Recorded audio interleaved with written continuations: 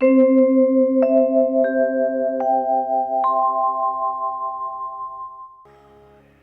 तक कि आगे चल कर के कथा प्रसंग का दर्शन हुआ, जिसमें हम आप देख रहे हैं कि वृत्तासुर नाम का एक राक्षस है, जिसने राक्षस होकर के भी भगवान के नाम का स्मरण किया, तो भी भगवान का दर्शन उसको अपने जीवन में हुआ है।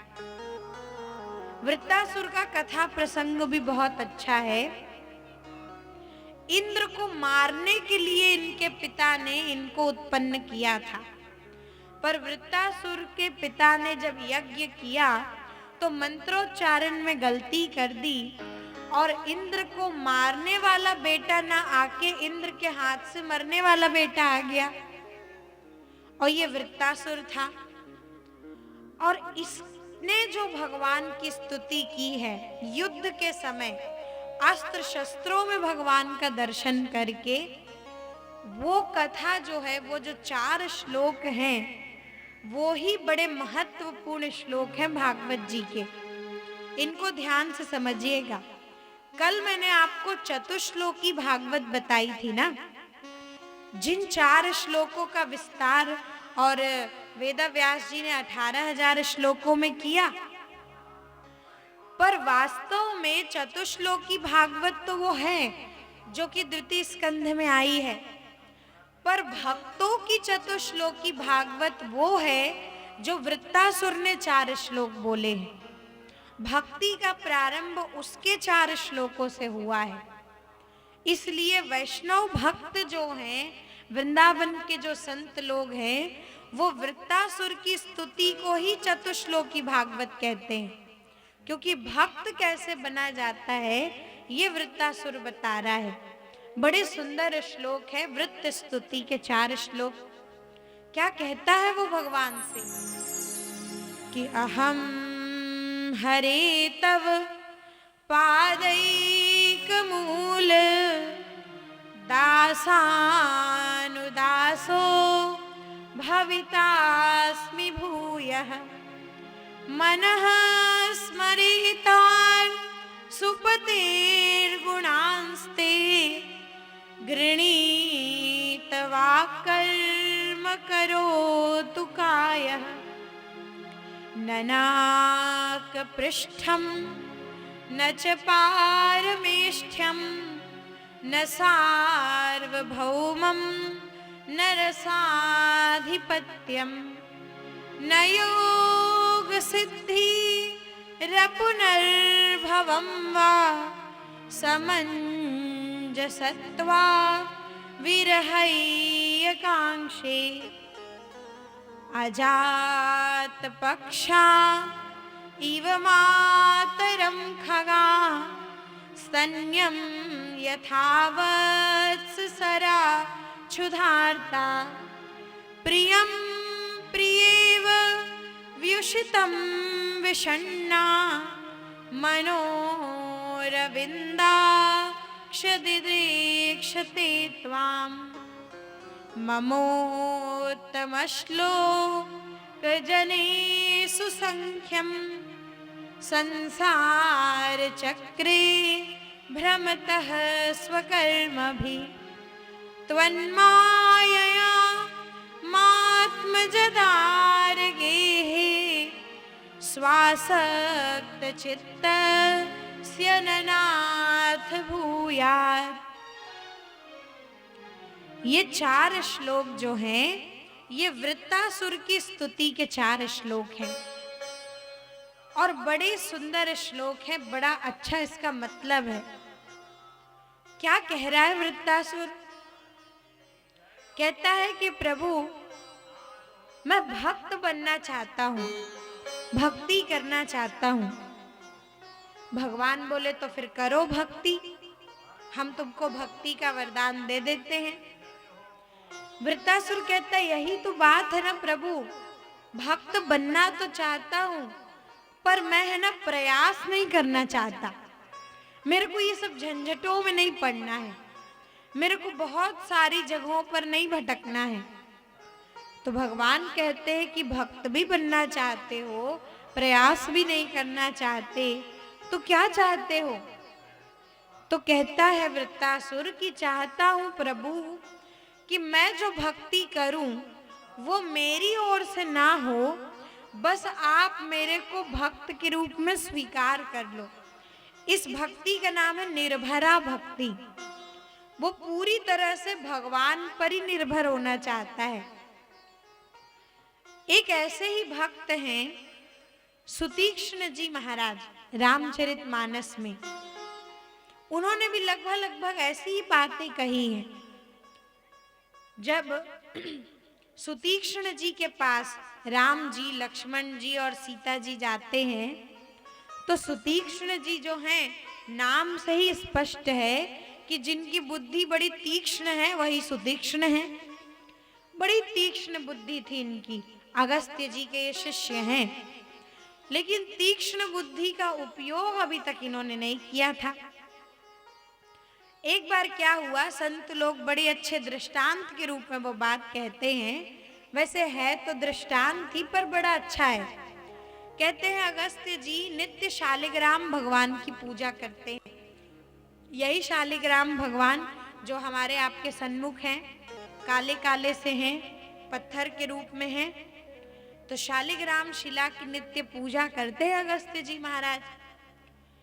और एक बार उनको कहीं जाना हुआ, आश्रम से कहीं बाहर, तो उन्होंने कहा सुतीक्ष्ण जी से, बोले बेटा देख, एक काम करना, मुझे कुछ दिनों के लिए कहीं जाना है, ठाकुर जी की सेवा पूजा नहीं हो पाएगी मेरे से, तो तू मेरे भगवान का ध्यान रखना, सेवा करना, पूजा करना, भोग लगाना। नित्य ठाकुर जी को भोग लगता है। सुतीक्ष्ण जी ने कह दिया हाँ हाँ बिल्कुल बिल्कुल, आपको जहां जाना है जाओ, हम आपके भगवान का ध्यान रखेंगे। और गुरु जी ठाकुर जी को सौंप करके चले गए। अब रोज करते ठाकुर जी की पूजा सेवा सुतीक्ष्ण जी महाराज। रोज स्नान कराना, पूजा करना, भोग लगाना, आरती करना, सब होता है शालिग्राम शिला की पूजा में। एक बार एक वृक्ष के नीचे, जामुन के वृक्ष के नीचे बैठ करके और बड़े अच्छे से, बड़े भाव से सेवा पूजा कर रहे हैं सुतीक्ष्ण जी। अब बैठे हैं, सेवा पूजा हो रही है। फिर अचानक ध्यान गया वृक्ष की ओर। अच्छे अच्छे बढ़िया बड़े बड़े जामुन फल लगे हुए हैं। अब उन्होंने सोचा कि ये भगवान की सेवा तो रोज ही होती है, पहले पेट की सेवा तो कर लें। इतने अच्छे फल लगे हैं, चलो इनको तोड़ के खाते हैं। तो खाने के लिए अब क्या करें, पत्थर वत्थर चलाएं, तब तो जामुन टूट के नीचे आए। तो इधर उधर देखा कि पत्थर कहाँ ढूंढूं, सीधे गुरु जी के भगवान पर ही नजर पड़ी कि यही रखे हैं पत्थर के रूप में, और तो कहीं नजर नहीं आ रहा है। तो इनके भगवान गुरु जी के मेरे काम कब आएंगे? तो क्या किया, बोले प्रभु आज बड़ी भूख लगी है, आप ही मेरे को भोजन दिला दो, फल दिला दो। और भगवान को उठाया और ऐसा निशाना लगा के प्रहार किया कि अच्छे अच्छे जामुन गिर के इनके पास आ गए। तो जामुन तो आ गए, पर ठाकुर जी इधर उधर से कहीं कहीं से होते हुए नदी में चले गए और जा कर के बह गए पानी के साथ। उस समय तो ध्यान नहीं आया, सोचे चलो पहले फल तो खा ले। तो फल वल खा लिए। बाद में जब ध्यान आया कि गुरु जी को क्या जवाब देंगे, तो सोचे अब ठाकुर जी तो खो गए गुरु जी की, अब क्या करें। तीक्ष्ण बुद्धि तो है ही, तो तीक्ष्ण बुद्धि लगाई और उन्होंने एक बड़ा सा जामुन जो दिखने में ठीक गुरु जी के शालिग्राम जी जैसा था, उसको ही चंदन वंदन लगा करके बढ़िया सिंहासन में बैठा दिया। और बोले गुरु जी देखेंगे तो कह देंगे कि यही है भगवान आपके। आए जब गुरु जी लौट के, बोले ठीक से सेवा करी मेरे भगवान की? बोले हाँ हाँ बिल्कुल करी, तो सही, देखो चंदन वंदन लगा के कितने अच्छे से सजा के बैठा रखे हैं। देखा कि हाँ ठाकुर जी तो हैं बैठे हैं। बोले अब एक काम करो पुत्र, अब मैं आ गया हूं, अब मैं खुद ही भगवान की सेवा कर लूंगा। तो दूसरे दिन फिर गुरु जी बैठे, स्नान कराया भगवान को, अब स्नान कराया तो एक हाथ में रखे, दूसरे हाथ से जल डाला। बोले लगता है 2-4 दिन से ठीक से नहीं नहाए हैं भगवान, थोड़े रगड़ के नहला दें। तो पानी डाला और हाथ से जब रगड़े तब तो ठाकुर जी के छिलका अलग और गुठली अलग हो गई। बोले ये क्या है, ये क्या है, ये तो जामुन है, भगवान कहाँ गए? सुतीक्ष्ण जी को बुलाया, बोले जल्दी आ जल्दी आ, भगवान कहाँ हैं? बोले ये तो रहे सही। बोले ये भगवान जिनके छिलका अलग है, गुठली अलग हो गई। बोले गुरु जी बात को समझो जरा, यही आपके भगवान हैं, पर बात ये हो गई ना कि आप ना सेवा बड़े गलत ढंग से करते हो। रोज रोज नहलाने की क्या जरूरत है? अब बार बार नहलाते हो, बार बार उनको ठंडा ठंडा चंदन लगाते हो, तो बात ये हो गई कि पुनी पुनी चंदन पुनी पुनी पानी, तो आपके ठाकुर जी सड़ गए तो हम कहाँ जानी। अब बार बार उनको चंदन लगाओगे, बार बार नहलाओगे तो बेचारे सड़ गए, निकल गई इनके छिलका गुठली अलग। गुरु जी बड़े नाराज हुए, बोले निकल जा आश्रम से और दोबारा मेरे को अपनी शक्ल तभी दिखाना जब मेरे भगवान को साथ में लेके आए तब, और तुझे जब तक मेरे भगवान नहीं मिले तू आश्रम में कदम नहीं रखेगा। तो चले गए और फिर बाहर ही रहे। अब गुरु जी के पास गुरु जी के भगवान ले जाने हैं तो क्या करें? और तब जब राम जी, सीता जी और लक्ष्मण जी आए तो भगवान वृक्ष की ओट से खड़े होकर देख रहे हैं कि सुतीक्ष्ण जी करते क्या हैं। किसी प्रकार की कोई चिंता नहीं है, ठाकुर जी की सेवा कर तो रहे हैं लेकिन निर्भर है भगवान पर पूरी तरीके से कि प्रभु आपको समर्पित है, मेरा जीवन मेरे कार्य आपको समर्पित है। आपको ठीक लगे तो मिलो, आपको ठीक ना लगे तो ना मिलो।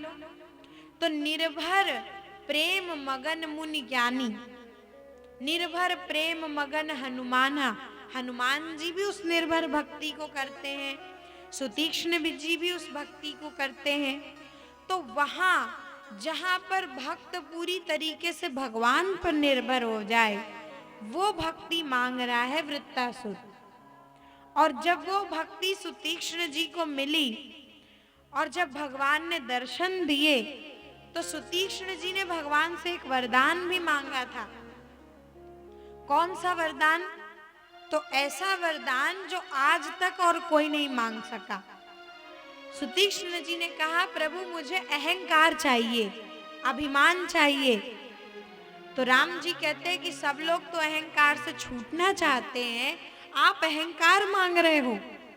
तो कहते हैं कि मुझे अहंकार ही चाहिए, पर कौन सा अहंकार चाहिए ये तो सुन लो कि अस अभिमान जाई जनी भोरे, अस अभिमान जाई जन भोरे, अस अभिमान जाई जनी भोरे, अस अभिमान जाई जन भोरे।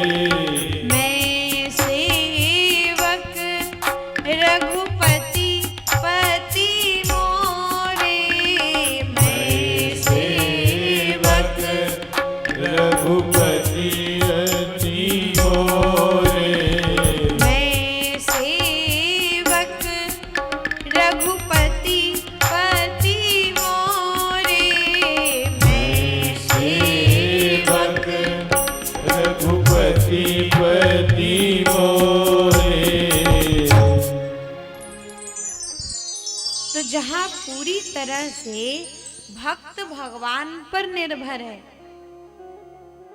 और वही वृत्तासुर कहता है कि प्रभु भक्त तो बनना चाहता हूं, पर एक बार यदि जीवन में आप नहीं मिलो तो कोई बात नहीं, भगवान नहीं मिले तो कोई बात नहीं, लेकिन भगवान की भक्ति जिसने की हो ऐसे भगवान के दास का दास बना देना मुझे।